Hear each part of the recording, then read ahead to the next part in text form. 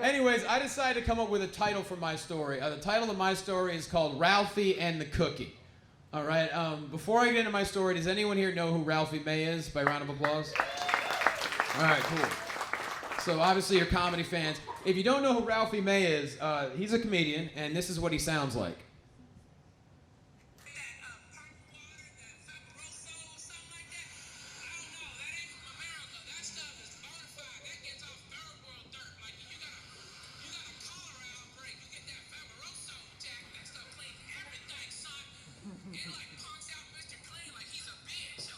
Okay, so Ralphie's like a southern human version of a high-pitched trumpet. That's pretty much what Ralphie sounds like, okay? And there's three things you should know about Ralphie May if you don't know who Ralphie May is. Number one, he was a legendary comic. Number two, he was really big, all right? Number three, he's really dead. That's a fact, okay? He is long gone. He's been dead for about 3 years, and that's not harsh at all. If you know Ralphie May, he said flat out when he was alive, he wanted everyone to roast the shit out of him once he was dead.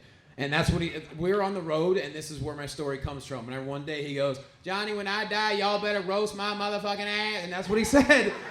And after he died, we had a memorial for him at the Hollywood Improv. Everyone went up and told jokes about Ralphie. We made fun of him. Everyone cried. It was a beautiful thing, right?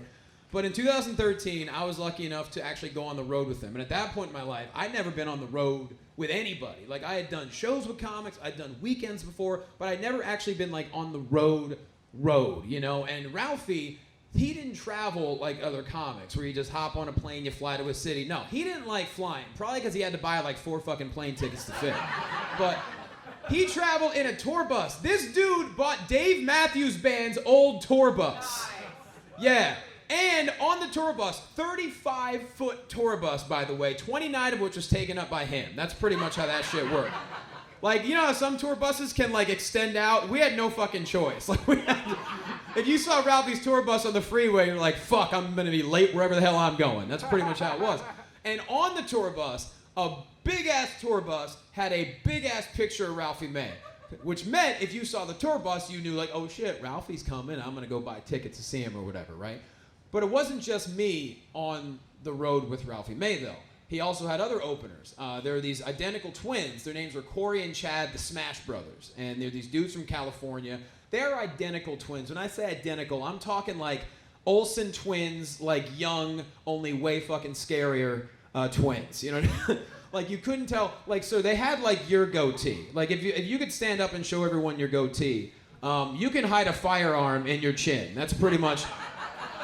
You know what I mean? Like, if you ever get into some shit, you're like, well, you didn't see my beard gun coming. Like, that's pretty much... So Corey and Chad, that's how they were. Identical twins, bald white dude, long-ass goatees. They were like if Captain Spaulding from Rob Zombie's House of a Thousand Corpses had a baby with Captain Spaulding from Rob Zombie's House of a Thousand Corpses, and somehow they split apart and just had twins. That's pretty much. So they'll come into play a little bit later in the story, right? And so we're on tour together, and we're having a lot of fun, and we do a show at the Pittsburgh Improv. We had a whole weekend there, right? We finished the shows on a Sunday night. And 7 o'clock show, it's fun, everyone left, everyone was just hanging out in the club afterwards. And one of the servers, by the way, that weekend, one of the servers got fired because apparently she had a side hustle of selling drugs to people, and she got caught. There's no joke there, I just thought it was fucking hilarious. That she was entrepreneurial enough to use her server job at a comedy club to front her side hustle of selling drugs. That was pretty dope. Anyways, we finished the shows, and one of the servers walks up to us and said, hey, made you some cookies. And she puts them down on the table. And I was like, oh, fuck, man, cookies, you know? Because I grew up as a fat kid. Like, any former fat kids here, by the way? Yeah. So... the fat kid never leaves you. It never leaves your brain. Like, you grew up as a fat kid, you're always a fat kid. When I say, I'm not exaggerating. I was 11 years old. I weighed 170 pounds. Okay? Yeah, thank you for the whistling. I appreciate that. Yeah, no one was whistling back then. It was more like gasping, but whatever. So when I say I was fat, I don't mean like, oh my God, your cheeks are adorable. I mean fat, like, oh my God, Augustus, you got out of the chocolate river. Like, that's how big, you know. I would just waddle around as a kid. Das is good chocolate, and just shove it in my face, you know. So yeah, I was a fat kid. I see cookies, I get a boner. Not like Steven, like a real boner, like a real person does, you know. Like, I get hard at food, not fucking whatever the hell he was doing. Okay, so But on top of that, I'm also very naive. I'm a very innocent man, okay? I've never done drugs in my entire life. I drink a little bit, and that's about it. You know, like, I've had a very, like, you know, even everything for me has just been, like, even keel vanilla. Like, I've had a vanilla sex life. I'm not afraid to say, to be honest, vanilla is not even accurate. I've had, like, a plain Greek yogurt sex life, and I'm okay with it, you know? So yeah, I was a fat kid. I'm very innocent. I was also a Boy Scout, for Christ's sake. Like, I was a fat kid and a Boy Scout. Like, that combination, you learn a lot in your childhood. The number one thing I fucking learned is how to be a virgin until I was 23.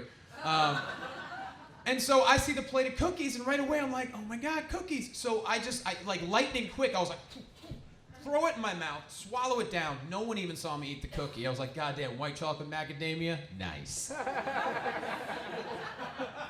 And so we get on the tour bus because we have to go overnight to Baltimore. Because when you're big, like when you're huge as a comic like Ralphie, you can do shows on a Monday, Tuesday, and still sell 300 tickets a night, and people will go see you. So we had to drive overnight in this tour bus just to do morning radio at 7 in the morning. So we were driving from Pittsburgh to Baltimore, going right to the goddamn radio station, okay? So we're on the bus afterwards, and before I sit down on the tour bus, I grab another cookie, because I'm like, yeah, I earned it. You know what I mean? Like, I'm worth it. That's what I said to myself. And so I sit down, we're all hanging out, we're watching TV, and about 40 minutes into the ride, all of a sudden, like, my chest starts getting really tight, and then I start getting, like, dizzy, like a kind of dizzy I've never had. Like, we've all had the dizzies from drunks. Yeah, you know what I'm talking about. One got too much to drink. Apparently I did. This is what happens when you don't do stand-up during a pandemic. So yeah, like, I've had those, but this is a different kind of dizzy where I'm just like, all of a sudden I start getting nauseous, but like not where I want to throw up, just where I want to, like, just, I don't know, look at a painting and be like, ugh, like that kind of nauseous, you know? And at that point I decide to get up, and I'm like, I'm just gonna get rid of this cookie. Maybe, you know, I don't need it right now. And so I stumble over to the cookie plate and I put it down, and that's when the Freak Twins look at me and they said, hey man, what are you doing? Are you gonna have that cookie? And that's when I said to him, I go, no, man, I don't really want another one. And that's when they both look back at me, they go, what do you mean, another one? And I was like, why? This is white chocolate macadamia. It tastes pretty tits. What are you talking about? And they're like, yeah, you're only supposed to have a quarter of the cookie at a time. I was like, I ate a whole cookie at the comedy club. And that's when they both looked at me. And if you ever been in front of a funhouse mirror, that shit's scary. When you have a human version of a funhouse mirror, it's terrifying. Because they both look at me with that guy's goatee identical, and they both point at me and just start going, ha ha ha ha ha ha. And then I literally had the real human version moment of Will Ferrell getting the tranquilizer dart in Old School. I just yelled back, oh no. Hello, darkness, my old friend. And I start panicking, and that's when Ralphie goes, what the fuck is going on? And they go, Loquasto just ate a whole wheat cookie. And Ralphie just looks at me and goes, ha ha ha ha ha ha, Johnny motherfucking astronaut, look at his ass. You high-ass motherfucker, you never had a weed cookie before? I'm like, no, Ralphie, what the fuck do I do? He's like, you better fucking hope and pray, motherfucker, ha ha ha ha ha. And so I just start panicking for the next 3 hours. At one point, I'm like punching myself in the stomach, like cartoon style, you know what I mean? And I finally end up just passing out in the fetal position. And we get to the radio station the next morning. I'm still a complete disaster, to where at one point, we all do radio because we're all on the bus. And at one point during the commercial, the host just looks at me and goes, hey dude, what's wrong with you? And that's when Ralphie goes, oh, you don't know him? That's Johnny motherfucking astronaut right there, yeah. Oh yeah, NASA can't even find his ass. Look at him right now. And I don't know if there's such a thing as bad weed edible flashbacks, but to this day, anytime someone offers me a cookie, I just snap back at them like, I ain't falling for that shit again. Happy holidays, everyone. Thanks for having me. I'm Johnny.